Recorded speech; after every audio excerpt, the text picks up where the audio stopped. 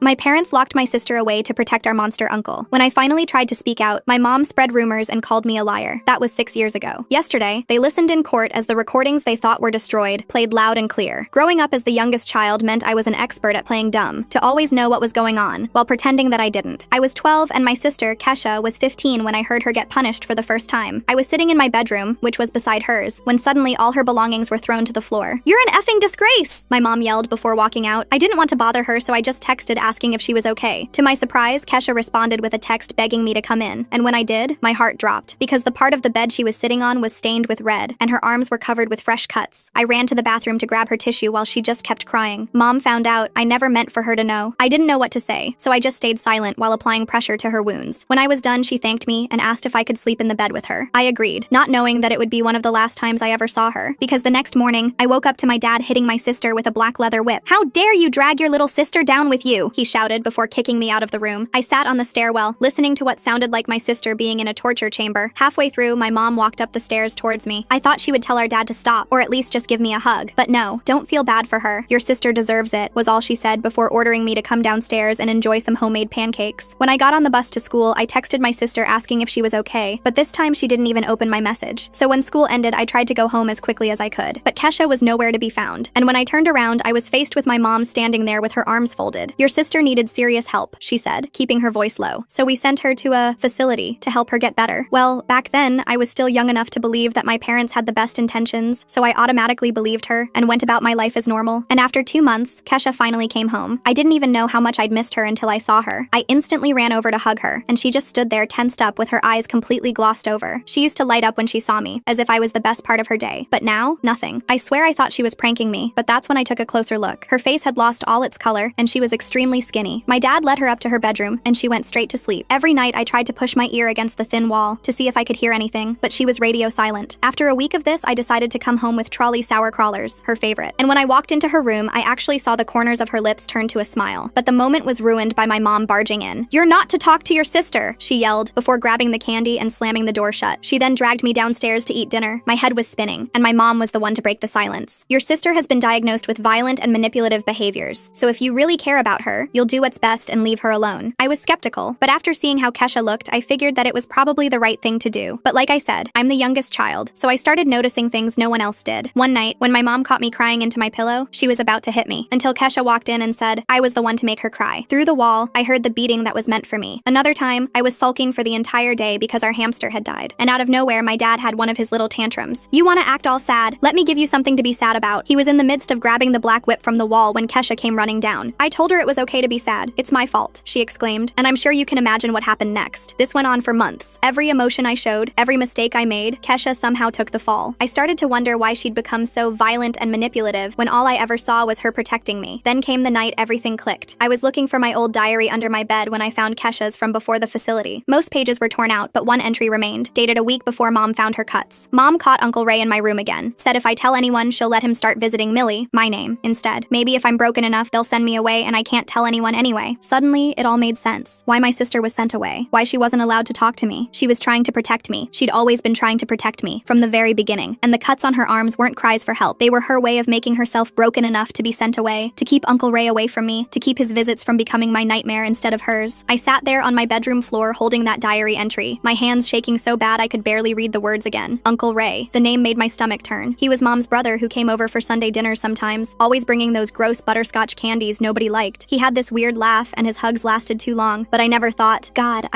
about why Kesha always found excuses to be somewhere else when he visited. I needed to talk to her, right now. But when I knocked on her door, she didn't answer. I tried the handle, but it was locked. I whispered through the crack that I found her diary, that I knew about Uncle Ray. The silence stretched so long I thought maybe she was asleep. Then I heard footsteps, slow and heavy, before the lock clicked. But she didn't open the door. Instead, I heard her slide down against it, and when I pressed my ear to the wood, I could hear her breathing, fast and panicked. I told her I was sorry, that I wanted to help. More silence. Then the sound of her getting up and walking away. A minute later, I heard the bathroom door slam shut. I sat outside her room for maybe an hour, waiting. Mom found me there when she came up to announce dinner. She asked what I was doing, and I made up some lie about dropping my earring. She stared at me for a long moment before telling me to wash up. At dinner, Kesha's chair was empty. Dad said she wasn't feeling well. Mom just nodded and passed the green beans. That night, I couldn't sleep. I kept thinking about all the times Uncle Ray had been at our house. All the times Kesha had suddenly needed to go to her friend's house or had homework that couldn't wait. How she'd started wearing baggy hoodies even in summer. How she'd flinch when any adult man man got too close. How blind I'd been. The next morning at breakfast, my parents dropped the bomb. They said Uncle Ray was getting divorced and needed somewhere to stay for a while. He'd be moving into our guest room next week. My spoon clattered into my cereal bowl. I looked at where Kesha sat, and her face had gone completely white. Her hands were shaking so bad she couldn't hold her orange juice steady. Mom noticed, and her voice got sharp. She said Keisha needed to stop being so dramatic. That family helped family. Kesha opened her mouth like she wanted to say something, then closed it again. Then she just got up and left the table. Dad yelled after her about being disrespectful, but she was already gone. I found her in the bathroom, throwing up. I held her hair back while she heaved into the toilet, her whole body shaking. When she was done, she sat on the floor and pulled her knees to her chest. She looked so small. I wanted to say something comforting, but what could I say? That everything would be okay? We both knew that was a lie. Over the next few days, Kesha started having what my parents called her episodes. She'd be sitting at dinner and suddenly start hyperventilating, or she'd be watching TV and burst into tears for no reason. Once I found her in the kitchen at 3 a.m., all the knives laid out on the counter, just staring at them. Each time our parents would roll their eyes and mutter about manipulation tactics and attention-seeking behavior. I tried to tell Mrs. Chen, the guidance counselor at school. I went to her office during lunch and started explaining about Kesha and Uncle Ray and the facility, but she cut me off, saying my parents had already called. They'd warned her I might come in with stories about my sister. Apparently, Kesha had a history of making me lie for her. Mrs. Chen gave me this pitying look and said she understood how hard it was to have a sibling with mental health issues. I left her office feeling like I'd been punched. My parents had thought of everything. They'd built this wall around us, brick by brick, making sure nobody would believe us if we tried to tell the truth. That night, I woke up to find Kesha curled up on my bedroom floor. She'd brought her pillow and blanket, making a little nest by my closet. When I asked what she was doing, she just said she couldn't sleep alone, not with him coming. I told her she could sleep in my bed, but she shook her head. The floor was fine. She just needed to be here. This became our new normal. Every night, she'd sneak in after our parents went to bed. Every morning, she'd sneak out before they woke up. It worked for about a week. Then one morning, Mom caught her leaving my room. The screaming started immediately. How dare Kesha manipulate me like this? How dare she drag me into her delusions? Didn't she realize she was scaring me? That's when I noticed the new lock on my door, one that locked from the outside. Mom demonstrated how it worked, clicking it shut while I was still inside. She said it was for my own protection, to keep Kesha from bothering me at night. The sound of that lock clicking shut made my chest tight with panic. Uncle Ray moved in on a Tuesday. He brought 2 suitcases and that same creepy smile. At dinner, he sat next to me, his knee bumping mine under the table. Every time it happened, I saw Kesha's jaw clench. She didn't eat anything, just pushed food around her plate while watching him like a hawk watches a snake. The first time he offered to help with my homework, Kesha lost it. I was at the kitchen table struggling with algebra when he pulled up a chair. He'd barely said hello when we heard pounding from upstairs. Kesha was locked in her room, beating on the door so hard the whole house shook. Mom ran up, yelling about property damage. Dad followed with the whip. I wanted to scream that she was just trying to protect me, but Uncle Ray's hand was on my shoulder, heavy and warm, and I couldn't make words come out. The beating lasted longer than usual. When it finally stopped, the house was eerily quiet. Uncle Ray squeezed my shoulder and said something about teenage girls and their dramatics. His breath smelled like coffee and cigarettes. I excused myself to the bathroom and threw up, just like Kesha had. Things escalated fast after that. Uncle Ray was always finding reasons to be near me, helping with homework, watching TV together, offering to drive me places, and every time Kesha would have another episode. She broke a window trying to get out of her locked room. She screamed so loud the neighbors called to check if everything was okay. She refused to eat for 3 days straight. My parents' solution was more punishment, more isolation. They put bars on her windows, took away her phone, removed everything from her room she could use to hurt herself or break things. They turned her room into a cell, and still she fought. Still she raged every time Uncle Ray came near me. I started finding things hidden around the house, notes in my backpack telling me to never be alone with him, a whistle tucked into my pencil case, phone numbers for hotlines written on tiny pieces of paper and stuffed in my shoes. Even locked away, even struck down, she was still trying to protect me. Then I found the phone. It was an old flip phone, hidden inside a tampon box under the bathroom sink. When I opened it, there were dozens of audio files. I pressed play on one and heard Uncle Ray's voice, low and threatening, telling someone to be a good girl, telling them nobody would believe them anyway, telling them to think about their little sister. My hands were shaking so bad I almost dropped the phone. This was it. This was proof. I had to show someone, tell someone, do something. But when I came out of the bathroom, Mom was standing there. She held out her hand, and I knew she'd heard everything. I tried to run, but she grabbed my arm. She took the phone and smashed it against the wall. Pieces of plastic scattered across the floor. She said Kesha was getting worse, making fake recordings now, creating elaborate lies to support her delusions. Didn't I see how sick my sister was? How she needed help? I wanted to scream that Mom was the sick one, but I just stood there, watching her sweep up the broken pieces of our evidence. That night at dinner, they announced Kesha would be going back to the facility. A longer stay this time, maybe permanent. They'd found a good place that specialized in cases like hers. Uncle Ray nodded along, saying it was for the best. I couldn't eat. I just stared at my plate while they discussed my sister like she was a problem to be solved. I tried to call my grandma that night, snuck downstairs after everyone was asleep and dialed her number. But Mom appeared before she even answered. She took the phone and explained that I was having a hard time with Kesha's illness, that I'd been making up stories, just like my sister taught me. I could hear Grandma's concerned voice through the speaker, agreeing that it must be so difficult for them. The walls were closing in. Every avenue I tried was already blocked. Every person I might tell had already been warned about the crazy sisters who made up horrible lies about their loving family. We were trapped in this house with a monster, and nobody nobody would believe us. Kesha knew it too. I could see it in her eyes when they let her out for meals. The fight was draining out of her. She moved like a ghost, thin and pale and silent, but she still watched Uncle Ray, still positioned herself between him and me whenever she could, still made sure we were never alone together. The breaking point came on a Thursday night. I was doing homework in my room when I heard the lock click. Uncle Ray opened the door, saying Mom had asked him to check on me. My whole body went cold. I said I was fine, that I didn't need help, but he came in anyway, closing the door behind him. He sat on my bed, too close, and started talking about how hard this must be for me, how confused I must be, how Kesha had filled my head with lies. His hand touched my knee and I jerked away. He laughed, that creepy laugh, and said I was just like my sister. Too dramatic, too sensitive. That's when we heard it. Screaming from down the hall. Not regular screaming, but something primal and terrifying. Uncle Ray jumped up and ran out, and I followed. Kesha's door was open, and she was on the floor, blood pooling around her. She'd found something sharp, I never found out what, and she'd used it. Mom was on the phone with 911. Dad was trying to stop the bleeding. Uncle Ray stood in the doorway, and for the first time, he looked scared. I dropped to my knees beside Kesha, pressing my hands against the wounds just like I had that first night. She looked up at me and mouthed 2 words: flash drive. The ambulance came fast. They loaded her onto a stretcher while my parents played the part of concerned family. I heard Mom telling the paramedics about Keisha's history of self-harm, her recent escalation, her manipulation tactics. But one of the paramedics, a young woman with kind eyes, kept looking at Keisha strangely, like she recognized something in her face. While everyone was distracted, I ran outside. The old treehouse Dad built when we were little sat in the backyard, rotting and forgotten. I climbed up, splinters digging into my palms, and felt around in the dark. There, wrapped in plastic and duct tape, was a flash drive. I shoved it in my pocket just as Mom started calling my name. I climbed down and ran back, saying I'd needed air. She looked suspicious, but was too focused on following the ambulance to question it. We all piled into the car, Uncle Ray included, and drove to the hospital. They wouldn't let me see Kesha. Family only, they said, and apparently that meant just my parents. I sat in the waiting room with Uncle Ray while my parents talked to doctors. He kept trying to make conversation, but I stayed silent, the flash drive burning a hole in my pocket. Hours passed. Finally, a doctor came out and said Kesha was stable. She'd need to stay for observation, possibly be transferred to a psychiatric facility. My parents nodded like they'd expected this, like they'd planned it. Uncle Ray put his hand on my shoulder again, and this time I didn't have the energy to pull away. But then something unexpected happened. A different doctor appeared, asking to speak with my parents privately. They looked confused but followed him. Uncle Ray and I were left alone in the waiting room, and I could feel his eyes on me. He started to say something, but I got up and walked to the bathroom. Inside, I locked the door and pulled out the flash drive. I needed to see what was on it, but I didn't have a computer, and my phone was at home. I stood there, holding this tiny piece of plastic that might save us, with no way to access it. When I came out, the waiting room was chaos. Police officers were talking to my parents. Mom was crying, saying there must be some mistake. Dad was red-faced, demanding to know what was going on. Uncle Ray was nowhere to be seen. A female officer approached me. She introduced herself as Officer Martinez and asked if I was Millie. When I nodded, she knelt down to my eye level. She said Kesha had told them some things, that they needed to investigate, that I might need to answer some questions. My parents tried to intervene, saying I was confused, that Kesha had filled my head with lies. But Officer Martinez held up her hand. She said Kesha had been very specific, that she'd documented things, that she'd been protecting me. Did I know anything about that? I felt the flash drive in my pocket. This was it, the moment everything could change. But looking at my parents' faces, twisted with rage and fear, I hesitated. They'd been so careful, so thorough. What if the police didn't believe me? What if they took the flash drive and it disappeared like the phone? That's when I saw her, the paramedic with the kind eyes. She was talking to another officer, gesturing animatedly. I heard her say something about mandatory reporting, about signs she'd recognized, about how she'd made sure to get Kesha alone during transport. My parents were getting louder, threatening lawsuits, demanding lawyers. They said Kesha was mentally ill, that she'd been diagnosed with manipulative, violent behaviors. They had paperwork from the facility to prove it. Officer Martinez looked uncertain. I made my decision. I walked up to Officer Martinez and pulled out the flash drive. I said Kesha hid this for me, that it had evidence, that Uncle Ray had been hurting her and my parents knew. The words tumbled out in a rush, years of silence breaking like a dam. My parents lunged for the flash drive, but the officers stepped between us. Mom was screaming that I was lying, that Kesha had brainwashed me. Dad was shouting about parental rights and false accusations. But Officer Martinez took the flash drive carefully, like it was made of gold. They took us all to the station, me in one car, my parents in another. I gave my statement in a small room with soft chairs and a box of tissues on the table. I told them everything. About the first night I found Kesha cutting, about the beatings, about Uncle Ray moving in, about the locks and the isolation and the way they'd convinced everyone we were crazy. The detective taking my statement was patient, letting me talk without interrupting. When I finished, she said they'd need to look at what was on the flash drive, that I'd done the right thing, that Kesha had been very brave, and so was I. I found out later what happened during that ambulance ride. Kesha had used her injury as a calculated risk. She knew they'd have to take her to the hospital, knew that during transport she'd be alone with medical professionals for the first time in months. The paramedic who'd recognized the signs of abuse had been trained in trauma response. She'd seen enough victims to know the look in Kesha's eyes. Keisha had told her everything during that ride, about Uncle Ray, about the cover-up, about the flash drive hidden in the treehouse. The paramedic had followed protocol, reporting to her supervisor, who contacted the police. By the time we reached the hospital, the investigation was already beginning. The flash drive contained everything: photos of Kesha's injuries that she'd taken in secret, audio recordings of Uncle Ray's threats, and my parents' acknowledgement acknowledgement of what was happening. Medical records she'd somehow copied showing discrepancies between her actual injuries and what my parents reported. Even emails between my parents and the facility, discussing payment for intensive isolation therapy to break her resistance. Uncle Ray was arrested at a motel 2 towns over, trying to leave the state. My parents were charged with child endangerment and conspiracy. The facility was investigated and eventually shut down, and Kesha and I were placed with our grandmother, who cried when she learned what had been happening under her nose. Kesha spent a month in the hospital, then came to live with Grandma too. She was different, quieter, but the light slowly came back to her eyes. We shared a room by choice this time, and every night I'd hear her breathing and know we were safe. She started therapy, real therapy, not the kind designed to break her. Started eating again, started smiling when I brought her trolley sour crawlers. The trial was hard, testifying against our parents, seeing Uncle Ray in court, reliving everything for strangers. But Officer Martinez was there, and the kind paramedic, and our grandmother who held our hands and whispered that she believed us, had always believed us, would always believe us. They were all found guilty. Uncle Ray got the longest sentence. My parents got less time but lost all parental rights. Some family members took their side, said we'd destroyed the family with our lies, but others came forward with their own suspicions, things they'd noticed but dismissed, signs they'd ignored. Kesha graduated high school a year late but with honors. She went to college, became a social worker, dedicated her life to protecting kids like us. I followed a different path but carried the same purpose. We never forgot those nights in our childhood home, but we refused to let them define us. Sometimes I think about that first night, finding her with those cuts on her arms, how she'd hurt herself trying to become broken enough to be sent away, to keep Uncle Ray from moving on to me, how every beating she took, every punishment she endured, was her standing between me and a monster. She was 15 years old, carrying a burden that would break most adults, and she carried it alone for so long. But she wasn't alone in the end. The system that failed us at first eventually worked. Good people did their jobs. The truth, documented and preserved on a tiny flash drive, set us free. And Kesha's sacrifice, her strength, her refusal to let him touch me even at the cost of her own safety, saved us both. We still live with scars, inside and out. Trust comes hard. Loud voices make us flinch. Locked doors trigger panic. But we survived. We're free. And every night, in our own homes now, we can sleep knowing the monsters are locked away, and the locks only work from the inside. That's the thing about playing dumb, about being the youngest who notices everything. Sometimes you see too much. Sometimes the truth is worse than any nightmare. But sometimes, if you're lucky and brave and have a sister willing to sacrifice everything for you, sometimes the truth can save you too. The trial date got set for 6 months out. Grandma hired a lawyer who specialized in cases like ours, some woman named Patricia who wore pantsuits and had this way of making you feel like everything would be okay. She came to the house every week to prep us, going over our testimonies until I could recite mine in my sleep. Living with Grandma was weird at first. Her house smelled like lavender, and she kept trying to feed us constantly. Like if she could just get enough food in us, it would fix everything. Kesha barely ate anything those first few weeks. She'd push mashed potatoes around her plate while Grandma watched with worried eyes. School was rough. Word got out about why we were living with our grandmother. Some kids were cool about it, but others whispered in the hallways. I heard someone's mom say we were probably lying for attention. Another said no mother would ever cover up something like that. They didn't know about the flash drive yet. Kesha had to do senior year over again since she'd missed so much. She didn't complain, just showed up every day in Grandma's hand-me-down car. I'd see her in the hallway sometimes, keeping her head down, books clutched to her chest like armor. When guys got too close, she'd freeze up. When teachers raised their voices, she'd flinch. The prosecution lawyer, some guy named David, was building the case. He had the flash drive contents printed out in these massive binders. Photos, transcripts, medical records. Seeing it all laid out like that made it real in a way that living through it hadn't. This happened. We had proof. We weren't crazy. Uncle Ray's lawyer tried to get the evidence thrown out, said it was obtained illegally or something, but the judge shut that down fast. The recordings were clear. His voice talking about things that made the court reporter look sick. Mom's voice agreeing to keep quiet. Dad's voice threatening Kesha if she told anyone. My parents got separate lawyers. They tried to turn on each other, each claiming the other was the mastermind. Mom said Dad forced her to go along with it. Dad said Mom was the one who invited Ray to stay. Their lawyers must have told them to shut up because after that first week, they stopped talking to the media. Patricia had us do practice runs in her office. She'd pretend to be the defense lawyer, asking horrible questions. Why didn't we tell anyone sooner? Why did Kesha hurt herself if she wasn't actually mentally ill? How did we know the recordings weren't fake? Each question felt like being punched, but Patricia said it was better to be prepared. Kesha started going to therapy twice a week. Real therapy this time, with a woman who specialized in trauma. She'd come back exhausted, eyes red from crying. But slowly, something shifted. She started eating regular meals, started listening to music again. Even laughed once when I tripped over Grandma's cat. The defense tried to dig up dirt on us. They found out about my failed history test, tried to paint me as a liar who needed attention. They brought up every time Kesha had ever gotten in trouble at school, trying to prove she was violent and manipulative just like our parents said. But Patricia was ready for all of it. 3 months before trial, Kesha got accepted to community college. Just part-time, just a few classes, but it was something. She picked social work courses, said she wanted to help kids like us. Grandma cried happy tears and made a cake. It felt weird celebrating anything, but we did it anyway. More evidence kept surfacing. Other families who'd used that facility started coming forward. Turns out intensive isolation therapy was their specialty. Kids locked in rooms for days, medications forced on them to keep them quiet, parents paying extra for staff to look the other way. The whole place was rotten. Uncle Ray tried to make a plea deal. His lawyer contacted ours, offering to plead guilty to lesser charges. Patricia laughed in their faces. She had him on those recordings, had photos Kesha had managed to take, had my testimony about that night he came to my room. He wasn't getting off easy. My parents kept trying to contact us. Letters showed up at Grandma's house, full of apologies and explanations, how they were just trying to protect the family, how they never meant for things to go so far, how they loved us and wanted us to come home. Grandma burned every single one in the fireplace. The trial finally started on a Monday in April. The courthouse was this big stone building that made me feel tiny. Reporters were outside, but Patricia hustled us through a side entrance. The courtroom smelled like old wood and fear. I sat between Grandma and Kesha, trying not to throw up. Opening statements were brutal. The prosecution laid out everything chronologically: the abuse, the cover-up, the facility, the recordings. David was methodical, building the case piece by piece. The defense tried to paint us as troubled girls who made up stories, said the recordings were taken out of context, said Kesha's self-harm proved she was unstable. When they played the first recording, Mom started crying. Not pretty tears, but ugly sobbing that made the judge call a recess. I wanted to feel bad for her, but all I could think about was Kesha locked in her room, trying to protect me while Mom knew exactly what was happening. Kesha testified first. She was amazing, calm, clear, detailed. She explained about Uncle Ray's visits, about how Mom threatened to let him visit me instead, about cutting herself hoping they'd send her away, about taking beatings meant for me. The defense lawyer tried to trip her up, but she never wavered. My turn came on day 3. My hands shook so bad I could barely take the oath, but then I looked at Kesha, and she gave me this tiny nod. I told them everything, finding her diary, the night in my room, the flash drive in the treehouse, how they'd convinced everyone we were lying before we even tried to tell. The defense lawyer asked why I didn't tell anyone sooner. I explained about Mrs. Chen, how my parents had called ahead. He asked why I believed Kesha over my parents. I said because Kesha bled for me, took beatings for me, gave up everything to keep me safe. Parents were supposed to protect you, not cover up for monsters. Uncle Ray took the stand in his own defense. Big mistake. He tried to claim everything was consensual, that Kesha had come on to him. The prosecution destroyed him with the recordings. His voice threatening a 15-year-old. His voice talking about visiting me next. By the end, even his own lawyer looked disgusted. Mom testified that she was scared of Dad, that he forced her to keep quiet, but the emails destroyed that story. Her messages to the facility, paying extra for isolation therapy. Her voice on the recordings, calm and cold, telling Ray to be more careful. Her Google searches about how to deal with troubled teens who make accusations. Dad tried to claim he didn't know what Ray was doing, said he thought Kesha was lying for attention, but there was a recording of him telling Ray to keep it quiet and promising to handle Kesha if she caused problems. His own words buried him. The facility director testified under immunity. He detailed their program, how parents paid premium prices for them to break down difficult children, how they used isolation, medication, and punishment to make kids compliant, how my parents specifically requested the harshest treatment to stop Kesha from talking. Character witnesses came next. Teachers who'd noticed changes in Kesha but were told she was going through a phase. Neighbors who heard screaming but believed my parents' stories about teenage tantrums. Friends' parents who thought something was off but didn't want to interfere. All of them saying they wished they'd done something. Patricia brought in experts to explain trauma responses, why Kesha hurt herself, why she didn't run away, why she protected me instead of saving herself. They talked about something called trauma bonding, about how abusers isolate victims, about how parents covering up abuse damages kids in ways that last forever. The medical examiner who looked at Kesha's records testified about inconsistencies, injuries that didn't match my parents' explanations, patterns that suggested repeated abuse over time, scars in places that would be hard to reach if you were hurting yourself, evidence that backed up everything on the flash drive. Closing arguments took a whole day. David walked the jury through everything step by step, the timeline, the evidence, the recordings. He played Uncle Ray's voice one more time, talking about visiting me next. He showed photos of Kesha's injuries. He read the emails about breaking her down. He made it impossible to ignore. The defense tried everything, said we were coached, said the recordings were edited, said Kesha was mentally ill and I was manipulated. But they had nothing to counter the evidence. No explanation for the recordings. No reason why parents would pay for torture disguised as therapy unless they had something to hide. The jury deliberated for 2 days. 2 days of me pacing Grandma's living room. 2 days of Kesha staring at nothing. 2 days of waiting to see if anyone would believe us, really believe us, after all the lies our parents had spread. When the verdict came, we sat in the courtroom holding hands. Guilty on all counts for Uncle Ray. Guilty of child endangerment for Mom. Guilty of conspiracy for Dad. Guilty of failing to protect us. Guilty of covering up abuse. Guilty of paying to have Kesha tortured into silence. Guilty, guilty, guilty. Ray got 25 years. Mom got 12. Dad got 15. The facility director got 10. The place shut down. All the kids sent home or to real treatment centers. Other parents got investigated. Some kids finally got help. Others were too broken to save. After the trial, reporters wanted to talk to us. Patricia handled them while we went home with Grandma. Keisha slept for 16 hours straight. I sat by her bed, watching her breathe, finally understanding the weight she'd carried. She'd been Atlas holding up the sky, keeping it from crushing me. We stayed with Grandma permanently. She painted our rooms whatever colors we wanted. Bought Kesha a guitar when she mentioned wanting to learn. Let me get a dog even though she was allergic. She spent the rest of her life trying to make up for not seeing what was happening, even though we told her it wasn't her fault. Kesha did become a social worker. Took her 6 years to get through college because sometimes the trauma would knock her back. But she made it. She works with kids now, the ones nobody believes. She knows what to look for. She knows how to help. She saves them the way she saved me. I became a teacher. Elementary school, where maybe I can spot the signs early. Where I can be the adult who notices, who asks the right questions, who doesn't accept easy explanations, where I can teach kids that secrets that hurt aren't meant to be kept. We don't talk to most of our extended family. They chose sides, and it wasn't ours. But we built a new family. Friends who became sisters. Mentors who became mothers. People who believed us from the start and never wavered. People who understood that family isn't blood, it's who shows up. Sometimes I still have nightmares about that lock on my door. Sometimes Kesha still flinches when someone moves too fast. We both go to therapy. We both take medication. We both have days where the weight of it all feels crushing, but we survived. We're here. We're free. The last time I saw my parents was at sentencing. They looked smaller somehow, older. They tried to catch my eye, maybe hoping for forgiveness, but I looked at Kesha instead, at the sister who bled for me, who took beatings meant for me, who sacrificed her childhood to save mine. That's what love looks like. Not apologies after you get caught. Uncle Ray died in prison 5 years into his sentence. Another inmate, they said. We didn't go to the funeral, didn't mourn, just felt this weird emptiness, like when you finally throw out something rotten that's been stinking up your house. The smell lingers for a while, but eventually fresh air wins. Kesha got married last year. Small ceremony, just close friends and chosen family. She picked a good one, someone patient and kind who understands why she needs the lights on sometimes, why she triple checks locks, why she can't watch certain movies. He loves her anyway, maybe especially because of her strength. I'm in grad school now, studying child psychology. Want to understand more about how to help kids like us. My thesis is on sibling protection in abusive homes, how older siblings become shields, how they sacrifice themselves, how that trauma shapes both kids forever. Kesha reads my drafts, corrects my assumptions, shares what I missed. We text every day. Nothing major, just checking in. Stupid memes, complaints about work, pictures of my dog, normal sister stuff that we never got to have before. We're making up for lost time, building the relationship that was stolen from us. It's different than it would have been, but it's ours. Last week was the anniversary of the day she came home from the facility. We don't usually mark it, but this year felt different. We met for lunch, just the two of us. Sat there eating sandwiches and not talking about it, but both knowing, both remembering, both grateful we made it out. She brought me trolley sour crawlers for dessert, the tropical kind she knew I loved. We sat in her car eating them, lips puckering from the sour coating. For a minute, we were just sisters. Not survivors or victims or any of those heavy words. Just two girls sharing candy, like we should have been able to do all along. That's the thing about trauma. It doesn't go away. It lives in your bones, shapes how you move through the world, but it doesn't have to define you. Keisha taught me that. She showed me how to be strong, how to protect others, how to document the truth, how to survive when the people who should protect you become the danger. We're okay now. Not perfect, not healed, but okay. We have bad days and good days and days where we forget for a while. We have lives and careers and people who love us right. We have each other, which is what got us through in the first place. Two sisters against the world, and the world didn't win. I still play dumb sometimes. Old habits die hard, but now I know when to speak up, when to show what I know, when to protect others the way Kesha protected me. The youngest child who sees everything, who finally learned when to tell.